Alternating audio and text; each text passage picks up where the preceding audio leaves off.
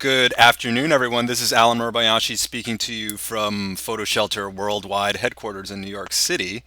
Today, we have a very funny and very experienced and knowledgeable guest, Amy Dresser, who is a master retoucher and illustrator. A few housekeeping notes before we start. First of all, on the right side of your computer, you should see a GoToWebinar control panel. And from that panel, you'll be able to ask us questions, and we will kind of intersperse them into the conversation and try to get as much as we can answered as possible. So go ahead and ask us questions along that. The second thing is we are recording this, so you will be able to see this in case you have to leave early or in case you want to review something. It should be up on our blog at blog.photoshelter.com within the next 24 hours or so. The third is kind of a disclaimer, which is you might have come into this webinar thinking, I expect to see a step-by-step layered Photoshop file of how she does exactly what she does. And you're not going to get that today.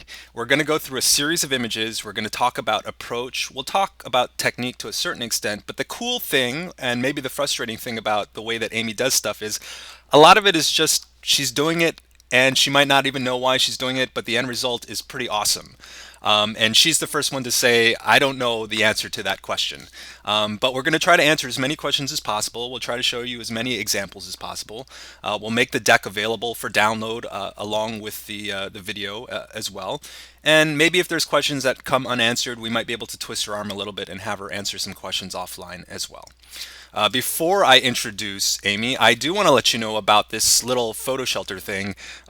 This webinar, in case you didn't know how you signed up for it, is being sponsored by my company called PhotoShelter. We build websites for photographers that allow you to sell, archive, and distribute high-res photos. We also have this little program called Jumpstart that we announced a week ago. And the Jumpstart is a little contest, if you will, open to PhotoShelter users. And all you have to do is tell us how you're going to build your business in 2013.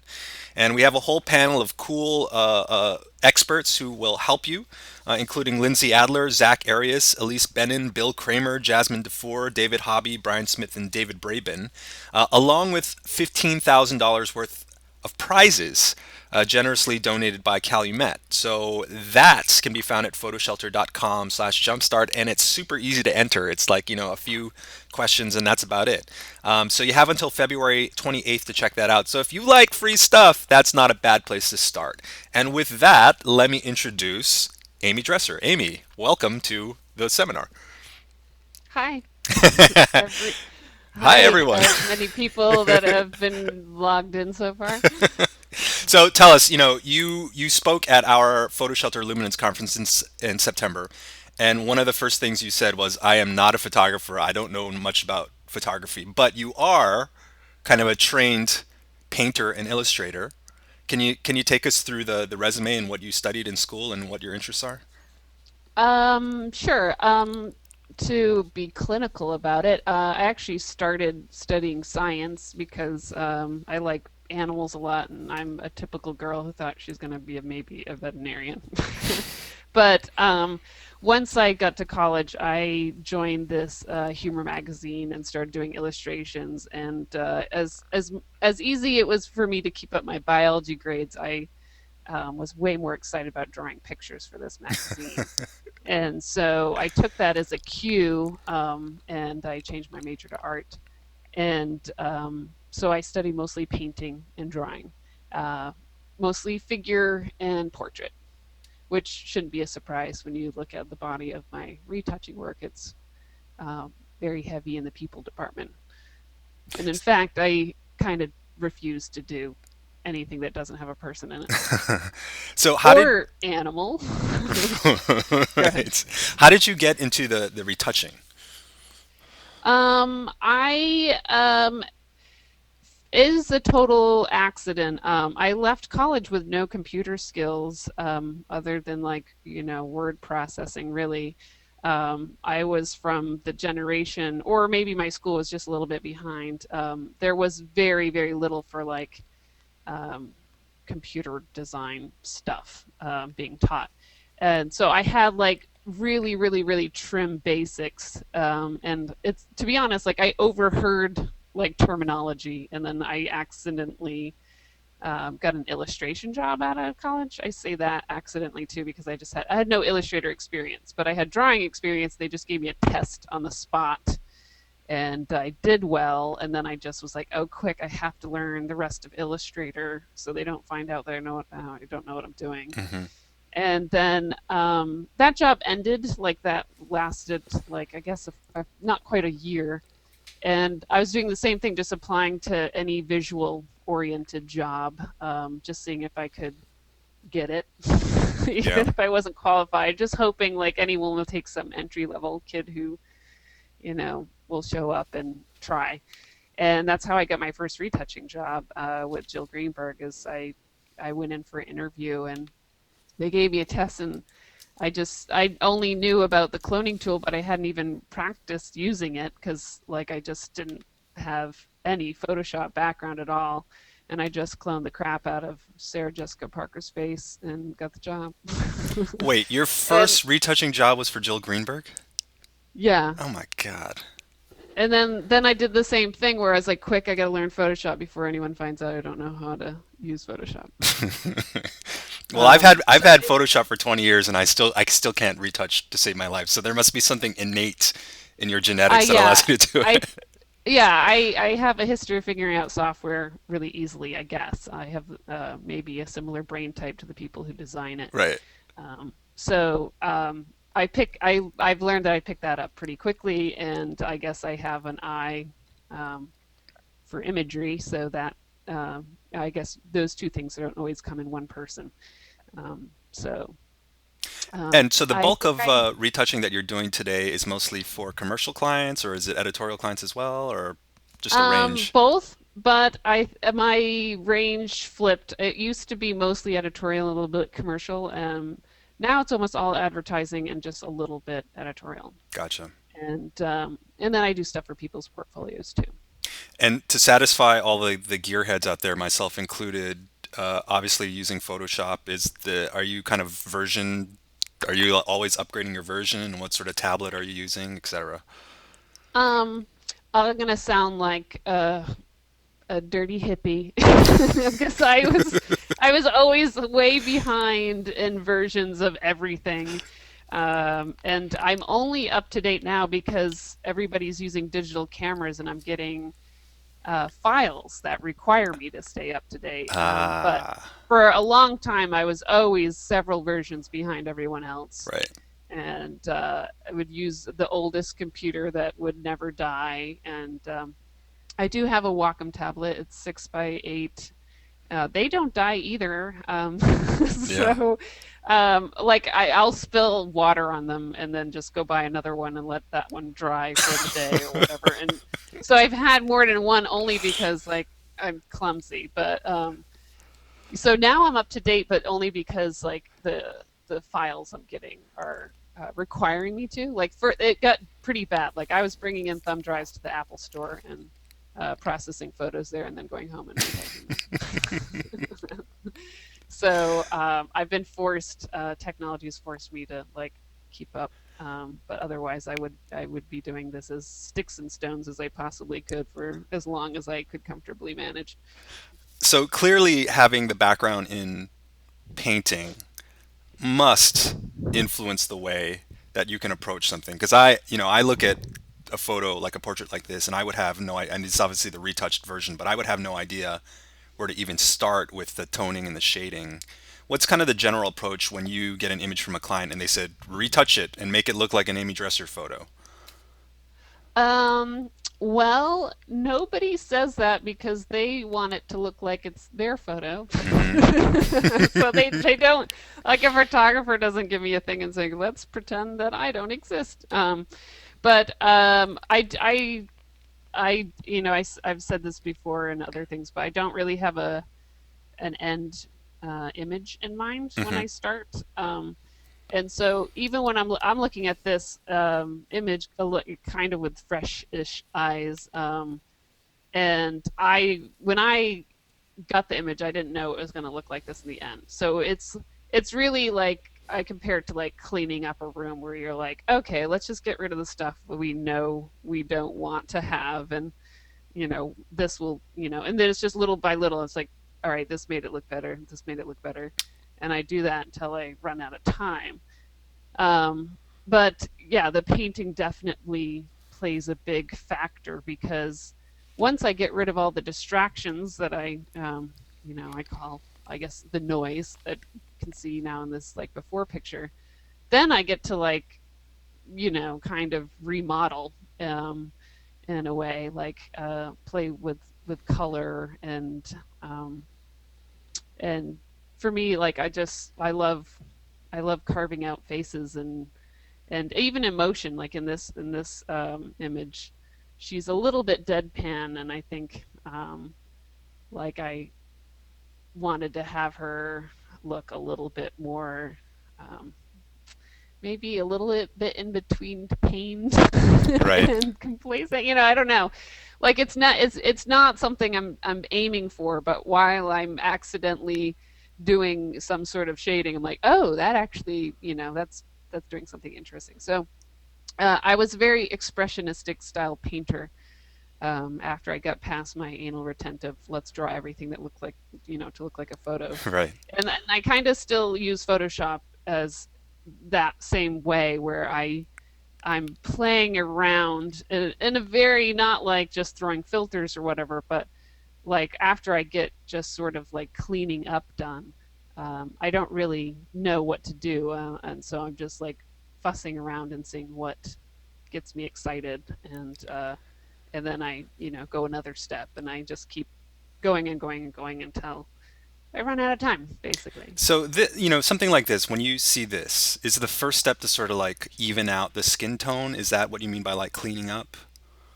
Yeah, like just like there's like a bump on the wall, and there's a couple little divots and bumps on her face. There's some makeup that's on her headdress. There's like that little bit of tassel that's sticking out. Just things that like my eye are drawn to and making me maybe not pay attention to the image as a whole. Right. Um, and so my first mission, I guess, is to just remove the equivalent of white noise. I mean, not white noise, but anything that's just like preventing you from just looking at her. Yeah. Um, The so I've seen tutorials on retouching before, and tried to apply them myself. And typically they'll say, okay, you have this image, duplicate it, and then go in with the clone tool and just start stamping out pores. And is that kind of a simplified way of looking at an approach that a professional retoucher might take? I can only speak for myself. I don't know what other people do, Yeah. but Yeah. no, like I don't think pores are a blemish. I think pores are just part of skin. Um, so even like I still will have some conflict with some of my clients about like they're like get rid of this. I was like, but that's part of the human face. Hmm. So with like one thing I will do is I'll like sort of defocus my eyes, and I will simplify maybe some of the topographical texture on her face. So like I can see a couple of little bumps on her chin where a lot of like the muscles are attached, and I guess I could have gone one way where I could have emphasized them and Right. made her look like she might be about to cry, or I can like smooth them out so it makes her look a lot more calm. So I get to make that choice of either pushing something forward or back.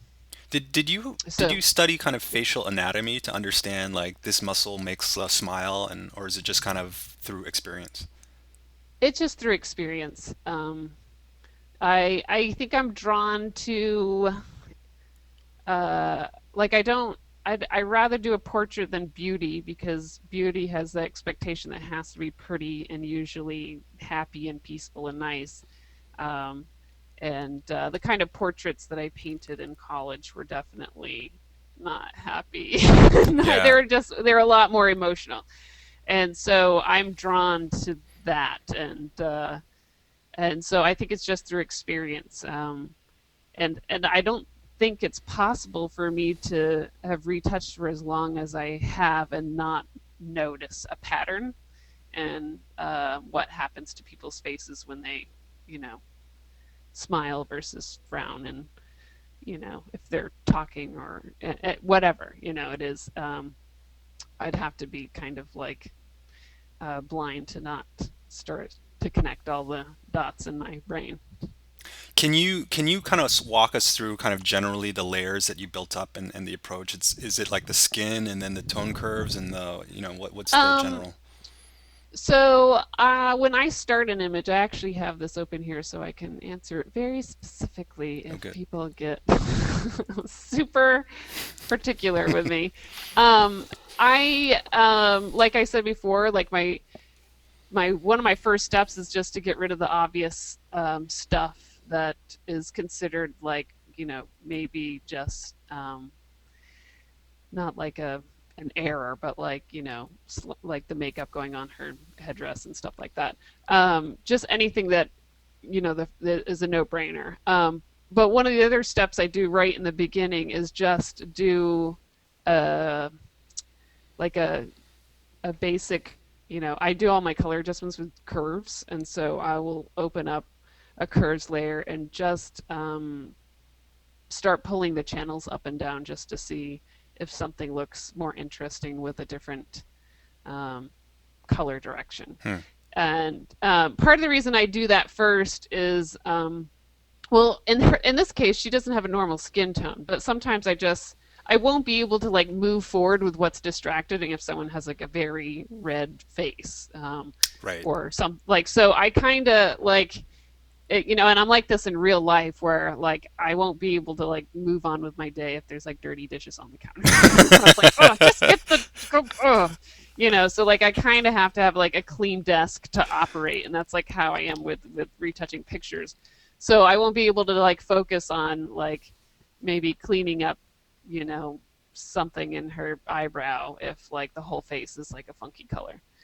So I'll do a curves adjustment just in the beginning, just to like point it in a direction, and I'm never necessarily committed to it, but I usually do stick with it and just add to that instead of like go back to that original layer and adjust it again. And so I do a quick like no brainer cleanup, do a quick color adjustment, and then then like the 80% of the middle time of this image I'm working on, it's just refining the two, like refining what I consider like interference texture and like shaping the face, and also refining the color little by little. And at the end I do a handful of things I do to sort of pump up the work I have on smoothing out or sculpting someone's face. Approximately how much time did this image take you? I did this many years ago, but my best guess would be like 2 hours, maybe two and a half. Jeez. And for billing purposes, are you kind of doing it on an hourly basis or is it on a project basis? And how much iteration is there between, when you show the client the first pass to the final? Um, Almost 100% hourly. Every once in a while, somebody says, "This is what I have. Do you want to do it?" And I'll be fine, and I'll say fine, and I'll just go ahead and I still keep track of my hours because a lot of people are curious to know what it would cost, Right. especially if they're doing estimating for their clients. Um, so almost 100% is hourly. And I've had a few people I work for in the beginning when I was a big smushy person who didn't know how to put my foot down. Some people wanted to like sit next to me, and I was like, "What? No." Yeah. And I was like, "How about I work on this to the 75% mark, and then you can," because like they will like they might not have the same experience of retouching, and they'll just get caught up on like retouching a mouth, and then we're like, 2 hours in, and so I'm really good about spraying myself all over the image like in a pretty even way. So even if like like quick the client needs to see where we are, like I have a good foundation on the image. It's not like I've only gotten 2/3 over from Right. the left, that kind of thing. So I try to show my clients something, and also it varies. Like if I have a new client, I'll probably try to show them something earlier than later, especially if they're worried about the budget. Otherwise, like I can pretty much move to like the 90% mark, and then they can the kind of edits that they would give me, the ones that I've worked with for a while, are small enough that I know they're not going to like ruin, Right. like an hour's worth of work or something like that. And besides, And you so mentioned the Wacom tablet and Photoshop. Besides those kind of two tools, are you using any plugins or actions, or is everything just kind of manual and you just start? everything's manual. The only actions I have are just like to set up my file or to make like a JPEG, Hmm. and that's it. And my file setup action doesn't do any work for me. It just makes like a pile of folders and labels them and things like that. And people are always handing you RAWs, or are they sending you TIFFs or JPEGs? Or? I Well, I had a few bad experiences when I started out like uh, with making scans myself and then being responsible for like what size it was if somebody wasn't clear, and then I would have to redo work, and so that like damaged me. So I used to make my clients give me their scans themselves, and so then that translated into me making my clients process the images for me. And then eventually I got clients that maybe wanted something from the get-go that would be more useful for me to process the images myself, and they just like started like I just started working with people who kind of trusted me more, Hmm. instead of me like doing a process and then retouching the whole image, and then they're like, but that's not what I gave you. So in the beginning, I like of the raw file era, I used to make my clients process and deliver a TIFF, so we'd have agreed starting point. Ah, yeah, yeah, um, yeah. but now people, I prefer to get the raw, especially if they have like a hurdle that they want me to like deal with. If they're like, oh, the shirt's too blown out, see if you can deal with that. Right, Um, right. But they will say, for example, we underexposed this. You need to pull it up a stop worth or yeah, something like that. or at least hopefully they'll tell me that Yeah. in the beginning and not like at the end. So this image Um, of the guy here with the wolf head or the dog head, you get mhm. this image and they're saying we want a vignetted background with this sort of wallpapery thing. Is that what does a typical brief look like? Actually, in this case, this photographer is Christina Cepas, and she did a mock-up. So she had we worked on a few commercial projects together, and then she does a bunch of portrait stuff for her portfolio, which I love working on because I'll do portraits, anytime. And so she had this sort of wallpaper theme idea, and so I had done a handful of these for her. So she already had the wallpaper, you know, created and a mock-up. Um, and I just had to do like sort of the high res and put my own spin on the color Hmm. and all that stuff. So I didn't make any of the decisions on the wall. I don't remember. I feel like I tinted it green, but I'm not sure if that was her decision or mine. But so yeah, she gave me a mock-up, and I'll usually throw that in my file just to remind myself every once in a while. Because sometimes I go like I'll take a hard turn and I'll be like, whoops, I steered off the path. And sometimes if I really like what I did, I'll show them, but I'll usually have a sort of disclaimer in my email saying, uh, if you want to go back to the direction you were suggesting in the beginning, I will not take offense. But sometimes like we both like the accidental new idea better. You mentioned kind of taking the approach of looking at the curves initially after you do some of the very basic touch up. Is that adjustment done on kind of a per channel basis for individual Yeah, colors? yeah. Okay. I actually do more adjustment channels than the whole RGB one. Like I'll do very little, sometimes look at a file from somebody where they make some adjustments themselves, and there's like eight dots on the curve, and it's all cranked in a weird roller coaster looking way. And my curve file never look like that. Like that's just like I'll make it lighter. It's like immediately pulled up from like the mid. Like it's just I'm not very scientific about my curves. Like and I'll have a ton of them, but each one of them want to be like a tiny little adjustment. Um, and so I have like only maybe one or two global ones, and then the rest will just be small isolated areas, just by the nature of skin being organic and not like a man-made shirt. Some areas will be darker, some will be lighter, some will be more saturated, some will be yellower, and so I'm just drawing with like a very fuzzy lasso, like this, with my lasso tool with a very fuzzy setting, like and just circling an area that I'm treating individually. So if you were going to kind of talk about the tools that you're using when you're retouching from the Photoshop palette, are we using the clone tool, the brushes, the lasso? What's kind of the I hierarchy of that? use um I would say there's a tie between, not a tie. I dodge and burn is like I guess the thing I can't live without.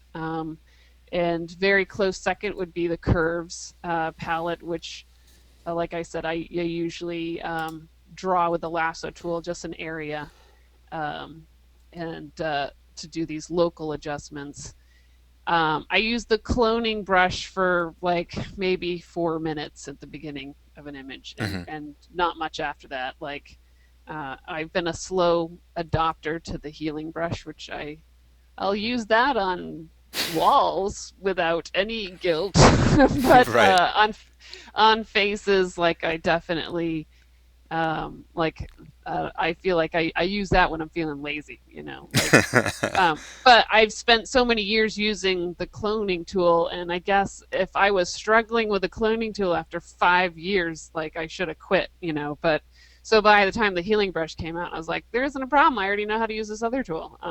Yeah. And so I'm not very forward with exploring the new features of Photoshop. Like I still use everything that I use in Photoshop were things that existed in Photoshop, like at the turn of the century. Yeah. So we're looking at this guy and the right kind of cheek going into his this chin area where you pulled out the highlight here. Okay. What is the approach there? Are you is that painted in or is it a layer that's overexposed and you're kind of masking it out? Very probably with this image there was no secondary exposure. Like if I got a raw, I feel like I probably got a tip for this, to be honest. But I'm probably not doing a second exposure of the raw file unless I'm like making someone look backlit when they weren't. Hmm. But I feel like I'm just emphasizing light that was already there. And so you can already see a little bit of a highlight, so it's not like I'm making up light. It's just like Right. if maybe that bit of his chin was sticking out a tiny bit further, it would catch a little bit more light. And just like it sounds silly, but I'm just like kind of connecting dots. Like you see a little bright patch and you just like see the line of his chin. I'm just like sort of um, connecting those. And that's like things I just see in painting a lot. And in my own painting, it would just be like I'm just not gonna go like ding ding da, ding ding. I'll just be like, oh, that's a line, Like Yeah. it's just why not? It's like I we all know what a chin looks like, and so it's not like it's not ridiculous to think that that line wouldn't be there. And details like, getting the whites of the eyes and getting the detail on individual strands of hair are I mean, how do you do that? Particularly when you Um, don't necessarily know the output size. I mean, it's not like you can sharpen because it looks good on the screen and then they print it on a billboard and it's like, ah. yeah, I am very resistant to like I only sharpen to solve problems and not to enhance necessarily. Uh-huh. So in like I mentioned before that I have like some things I do at the very end of like my retouching, um, whatever you want to call it, like process. Yeah. And so there's some things I do there, but like I'm slowly building up to that manually. So not only am I just trying to smooth out the skin, I say this as we're looking at a wrinkly old man, but you know what I mean. Like Right, it's yeah. just I'm still simplifying his face and keeping him an old man. So like take the word smooth with like a bit of grain of salt, I guess. So like smoothing out like his skin and and in the process, I'm enhancing highlights through dodging and burning, and then there's like a few other layers that I have on top of everything that are just building up some sort of sheen and sculptural sort of effects. And those are those more newer versions of dodging and burning that people tend to use, like using a gray layer set to overlay or soft light, and Uh-huh. painting with black and white. But I'm so lazy. I don't. I was like, why are we filling it with gray? Zero fill is the same thing. So I just have an empty layer that I'm painting like white and black um, to emphasize those highlights and shadows, Yeah. with it set to that overlay blending mode. And then I will sometimes paint with white on top of that, still like in another blank layer. I don't usually paint with the black though, because um, I don't know. I just never did. Yeah. Because I guess I'm more focused on the highlights than the shadows.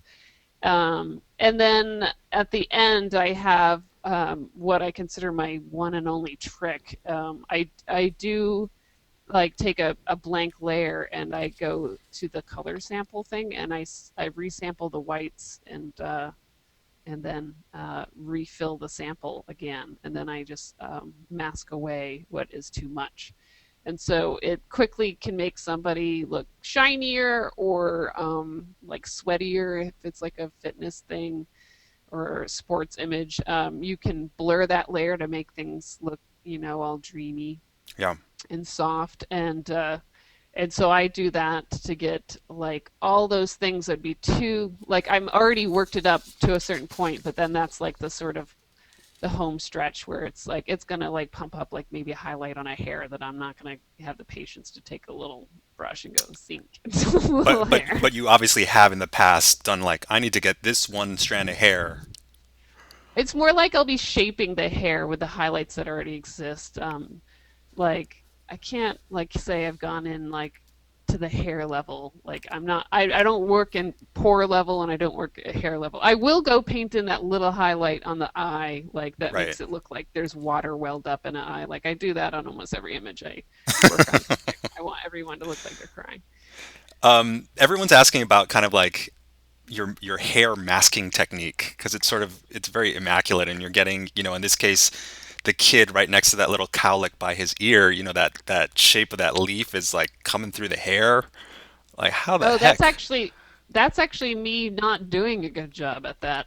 Yeah. um, that I didn't mask his hair. I just put that. I did mask him and then loosely his hair, but the wallpaper is actually put on there in a blending mode, and so I didn't have to be so precise with the hair Hmm. edge. So this is a bad example, but I recently did teach like a workshop. And they gave me this image that they said like, oh, how would you mask out this hair? And I was like, I'm not doing that. Like, what are you trying to kill me? Like, it was like there's the background was like the hair was both like highlights and shadows, and the Yeah. background was also both black and white.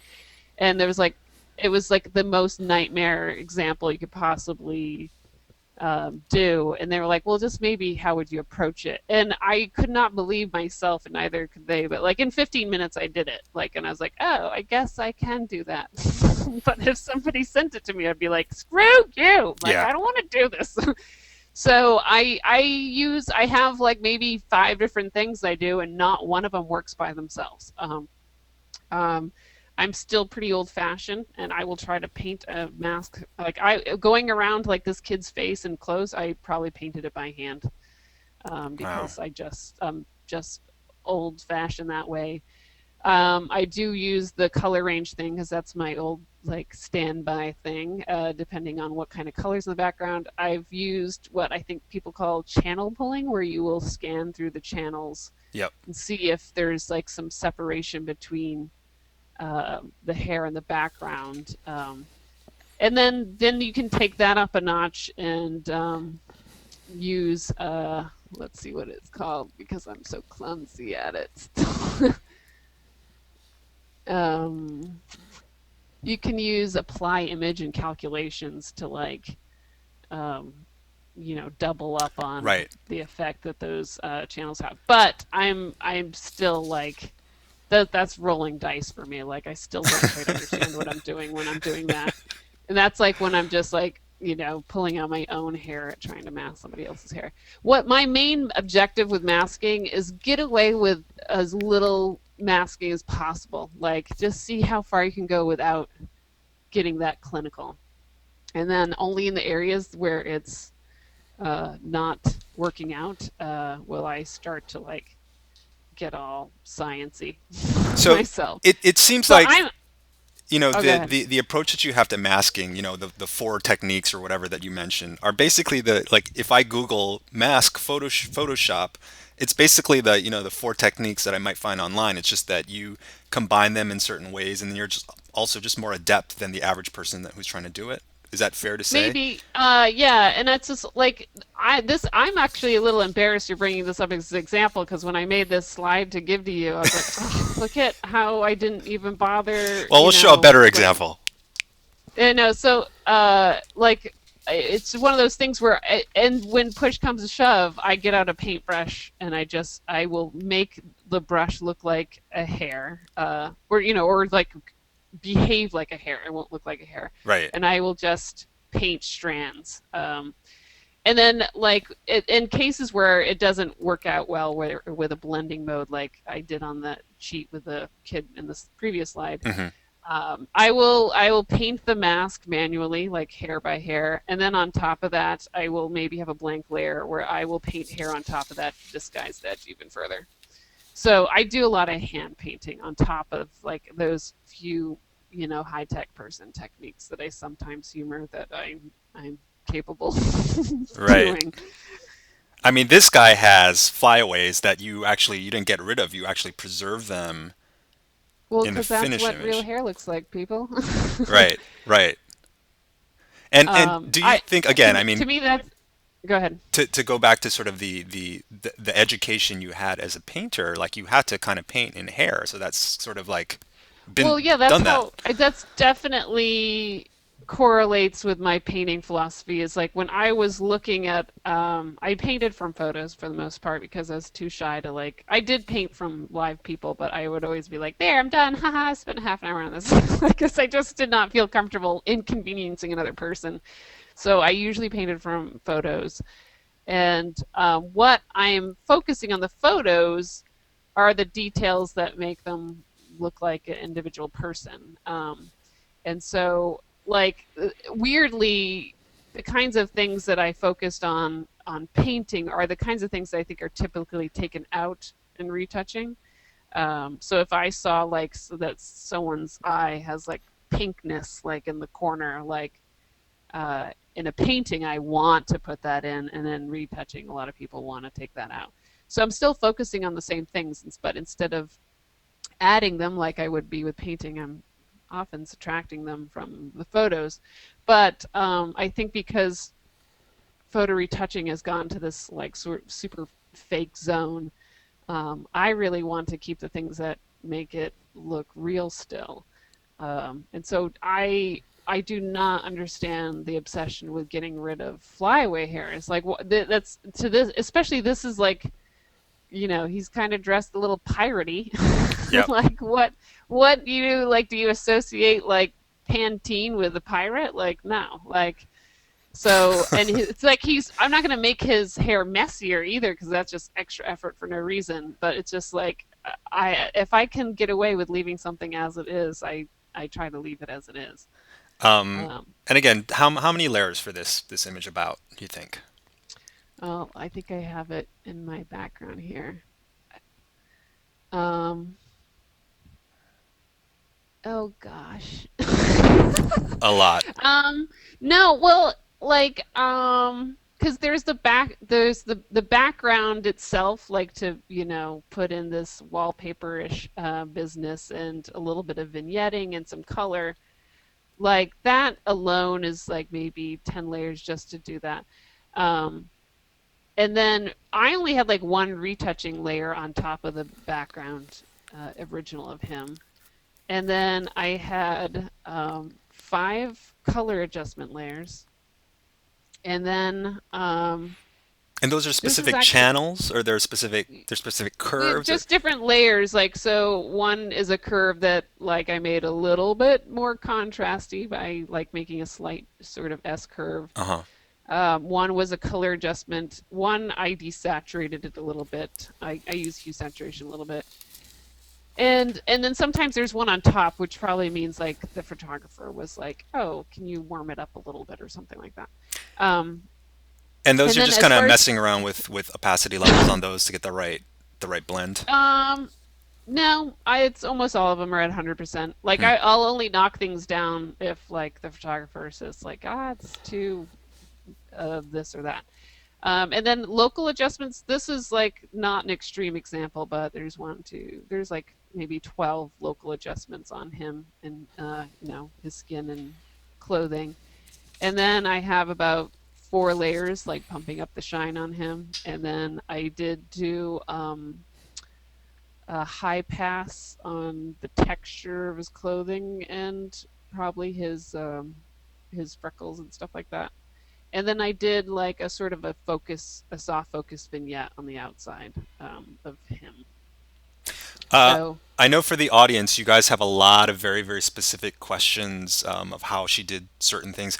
I'll try to talk to Amy after the webinar to see if we can get publish specific layers so you guys can see what are going on. But as I said at the top of the webinar, this isn't meant to be a step-by-step Photoshop tutorial. We're more kind of talking approach on this, so hopefully you'll still get something out of the webinar if you were looking for something much more specific. But we have a lot of images we want to move through, so I want to keep going on here to this image here.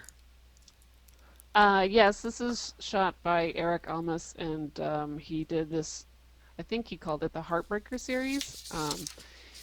And I've already said I like to make people look emotional and cry, Yeah. and I'm good with moisture on a face. So all those combined make this like a pretty easy project for me. So this particular image actually looks like there's maybe a little motion blur, or it's not quite in focus, but you kind of brought it back into focus. Maybe a little Yeah, bit. it looks like it's a little out of focus. I'm not sure if that was intentional or not, but like because there's a series, like I guess that's I might have considered to make the focus match the other images. Uh-huh. Also, I guess with tears and sweat and all that stuff, like having a hard highlight makes it look more like that. And so having a hard edge to those highlights is beneficial, like instead of having it like a soft, blurry highlight. Hmm. So I don't think I was actively thinking. Like it's just one of those things where I'm just going step by step. I was like, this looks a little better. This looks, and then accidentally I brought the whole face in focus. Um, but sometimes it's just a matter of making highlights look in focus, and then that will make the whole image look clearer.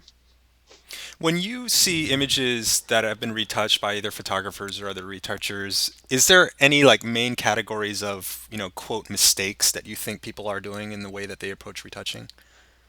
I don't really think in that way. Well, first of all, I don't really look at other people's stuff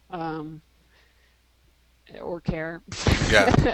But and I don't think I guess there's obvious mistakes where it's like, whoops, I can tell they didn't mean for that to happen.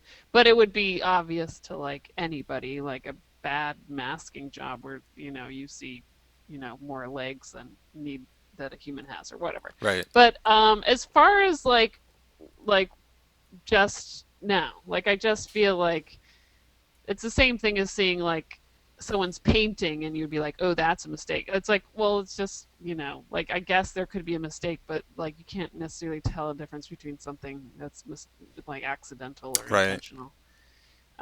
And so it's just how some people's eyes work. They just they might like something that looks like an error to me and vice versa.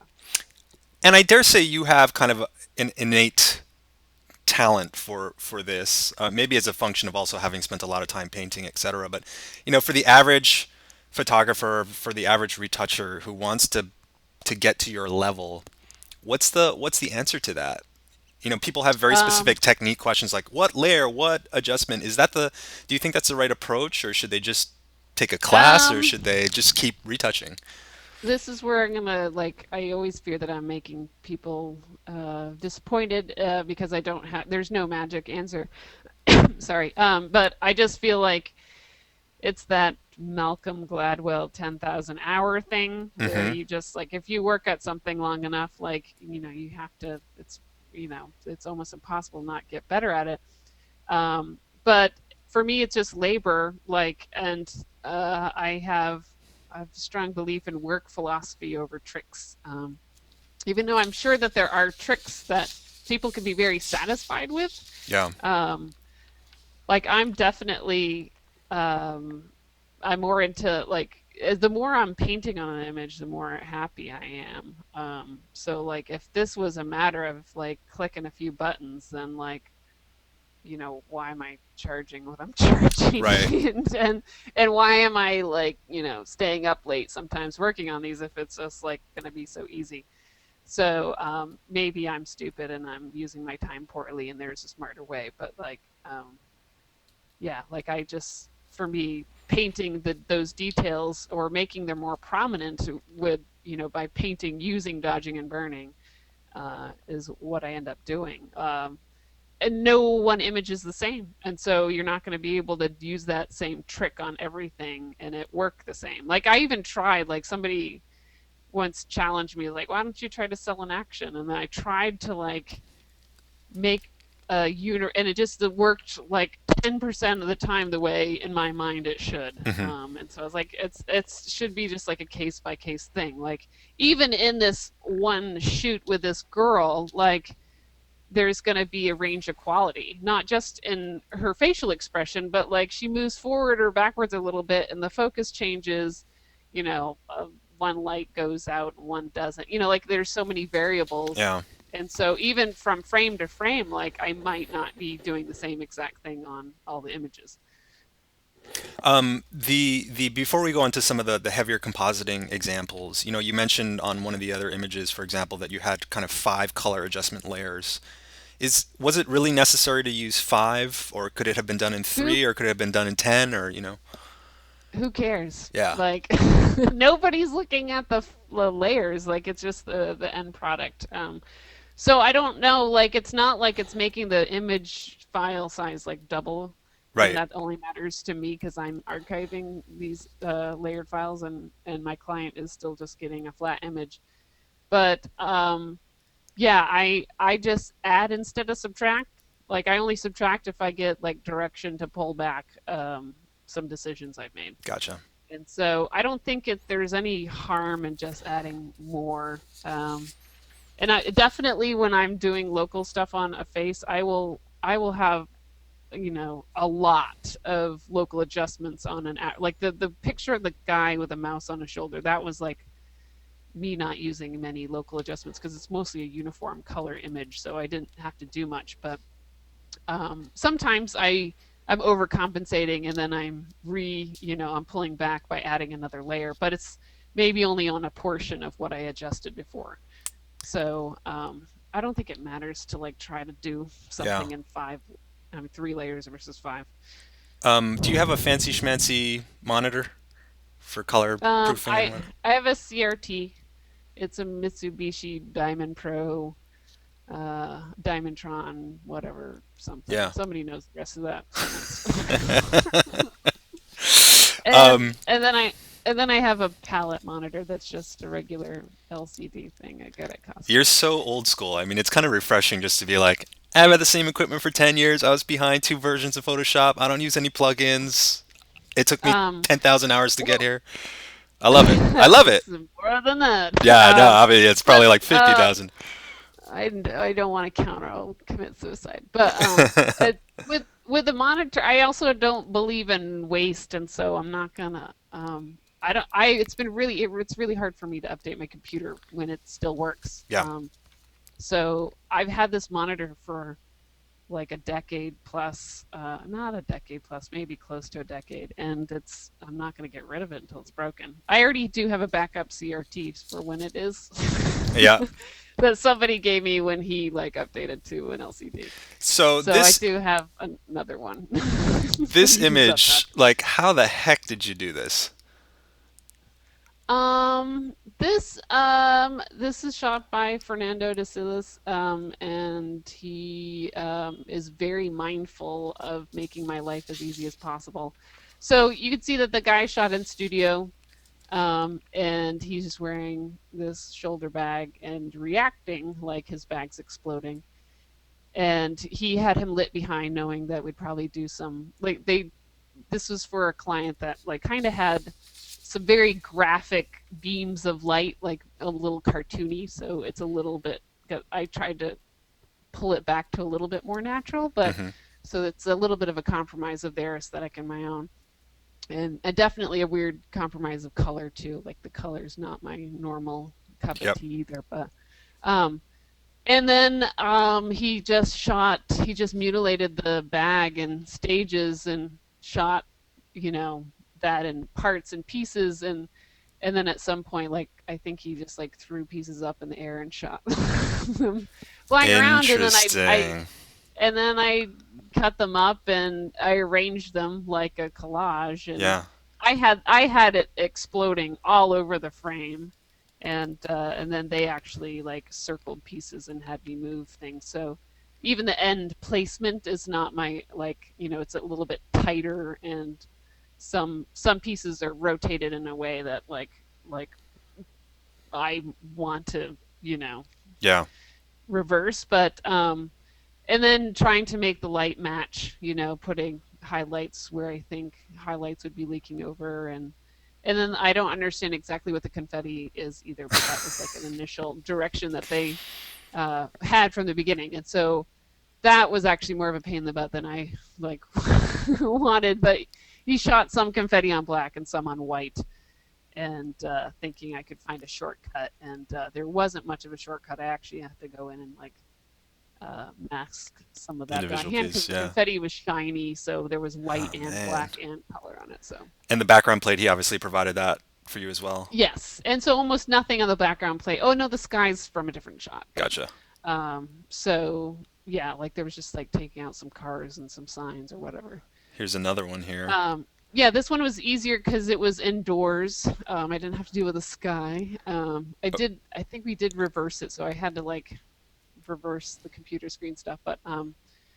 But yeah, same thing was he's just shot solo and then mutilated the bag and threw mutilated pieces of the bag in the air and shot them. Okay, but the tie's So also mutilated here as well, right? So there was yeah, a tie shot.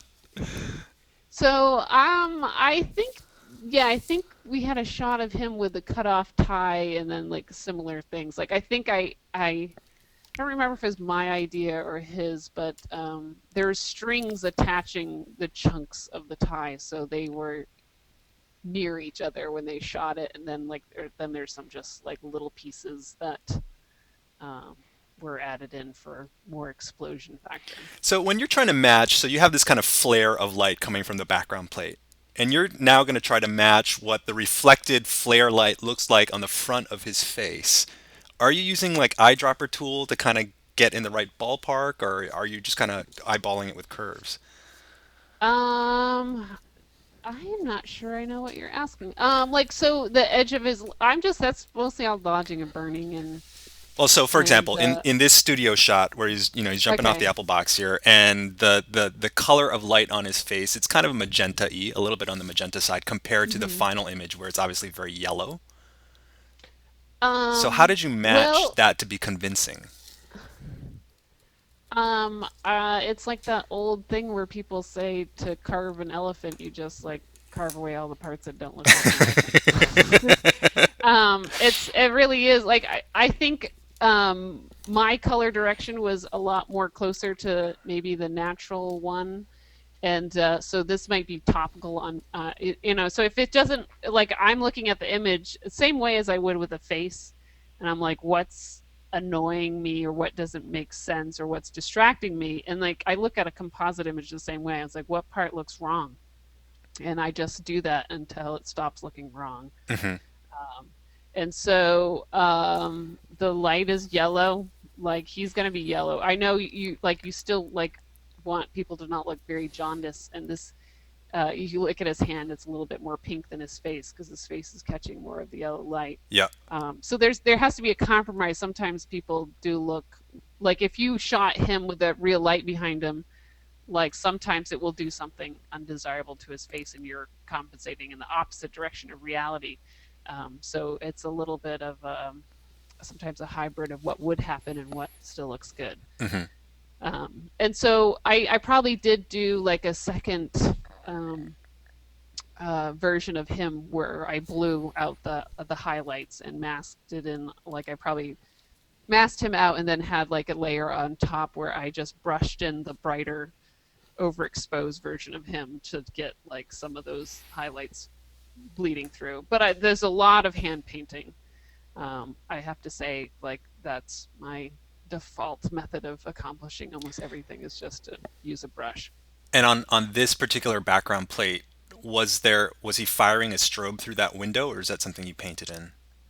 That was a stock image that was totally not lit from behind at all. Wow. So that's all fake. And you can see like the bars like of light. That was like part of their like sort of cartoony thing that they were looking for. Right. Um, but because it's coming from like a more localized spot, like this one was a little bit easier to do than the outdoor one where like you kind of want it from behind him, but like is the sun really coming from that spot of the sky? There's more compromising to do with the outdoor shot So I than mean, the something indoor like one. this clearly, unless you had kind of a illustration slash art background, the average photographer who's just used to pressing a button is most likely not going to be able to create this sort of composite. It's just too artistic. Um, I can't. That sounds mean if I agree with you, but I just feel like it's just like you use your imagination plus a little bit of what would happen in real life. Like instead of accepting, like it's my whole job to not accept the image as it is. Right. Like so, my brain is already tuned to be like, what could make this look better, and so it's for some reason like I have some because I don't think these are like the best things I've ever worked on, but um, like it's one of those things where you are struggling little by little to be like, what is making this leg look wrong? Yeah. So every once in a while, like you'll have a little breakthrough. You're like, oh, there it goes. Like that needs to be brighter. And so like there's some things that you struggle with because um, like if something's shot naturally, like there might not be a hard edge to that person's body or face that like some people are craving to do in Photoshop if something's studio lit. And Right. so sometimes it's like you're almost like decaying the image to make it look a little bit more realistic. And Right. so you're blowing out parts that you had information on where in Photoshop people are usually trying to make everything being 100% at 1,000 miles an hour. Are you always working from your office and you're never really attending client meetings and people are just kind of like, here's what I want via email or a phone call? Oh, if possible, like Yeah. it affects my desire to work with somebody if they want me to Meet them in be in person. the office. So if at all possible, like every once in a while, like in the beginning, I went on set more because I didn't have the courage to say no. But I think also people just started trusting the internet and email and all that a little Right. bit more. Like I don't make proofs. Like it's very easy now, and it was a little bit more like when I started. It wasn't quite at the point where people like trusted just getting a file on a CD and that being done. Now we don't. I don't even use my CDs anymore. Right. Um, So how the heck did you get the tail? How'd you make the tail? oh well, because it's just from another frame. Um, like with almost every animal like shoot like is a little bit of Frankensteining to get all the details right because you can't tell the cat to put its tail there. Right. And so I think with most people like it goes from expression outward, like so expression and body language and then like little details like an ear adjustment or a tail adjustment. So I used to think that retouching animals would be weird because there's no skin, and I'm like such a skin Hmm. whore Yeah. when it comes to retouching. but I'm using all the same techniques to like smooth out and carve shape and essentially creating a little bit of emotion sometimes in their facial expressions if I'm allowed to. Yeah, This job was. Oh, go ahead. do they say we want the cat to look happier? Is that the kind of direction you're getting? I think the next one I did get that they're like he looks grumpy. But if you don't believe me, look at this picture. He looks grumpy. Um, but there was a lot of specific direction with this job. Like they had like Pantone colors for the background. Like I had to have the numbers match the background of the cat color, coat color, and the background. Yeah. And the thing that was hard about these is I also had to mask out the whole cat and have it on its own layer, which is it's a hairy thing. Literally, So yeah. that yeah, so it's to mask out the thing that's I don't have one break in the whole body. It's just like it's all hair. Um, and then make the shadow a separate layer too, which like I end up just repainting, with using probably some shortcuts, but repainting a little bit of what's naturally there as a shadow and just also simplifying and seeing like, okay, we can get away with it looking this minimal.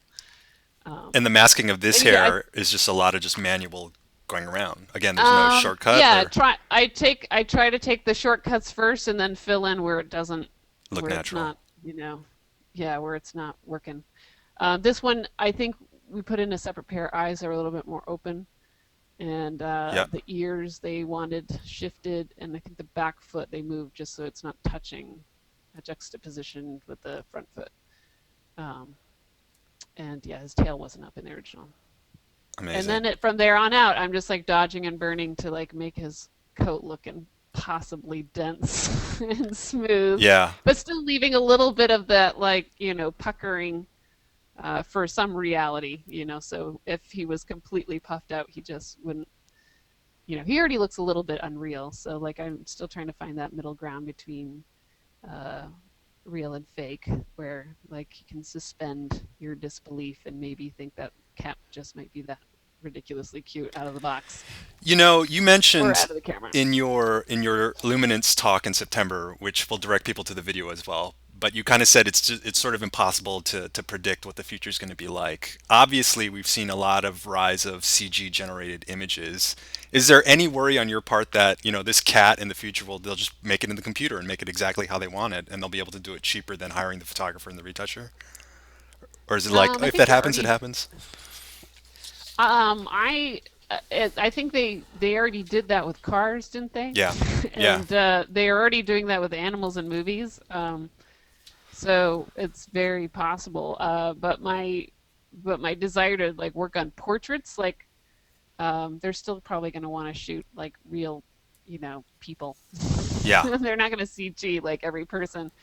And I don't know, like I'm not worried about. Yeah, those are the things I don't worry about. Like if I was retouching cars and I cared about them and I liked them, then I might have had to go through that thought process. But from the beginning, I hated cars, and so the first thing I got rid of when I like felt like I had a choice is like cars and products. I was like, boo, boo, boo, like as like little, they just don't have enough sort of organic information on them for me to Right. care. And I guess coincidentally, like not coincidentally, but like it makes sense that those are the first things that like just kind of started skipping out on the whole photo process and just going to CG. That's funny. Well, Amy, thank you so much. It's been really, really fun and informative. And again, for everyone, we recorded this. We're going to try to do some follow-up questions with Amy as well. But I also encourage you to go to photoshelter.com/luminance/videos and see her talk from September because it was actually, there are even more examples and much better jokes on that What presentation. was wrong with my jokes? Oh no, the jokes were okay. But they were very strong in September. But thank you, Amy, so much for spending the hour with us. It was a lot of fun. No problem. And thank you to the audience for joining us today. And remember to check out our little contest thing and look for this video tomorrow on blog.photoshelter.com. Have a great evening. Bye bye.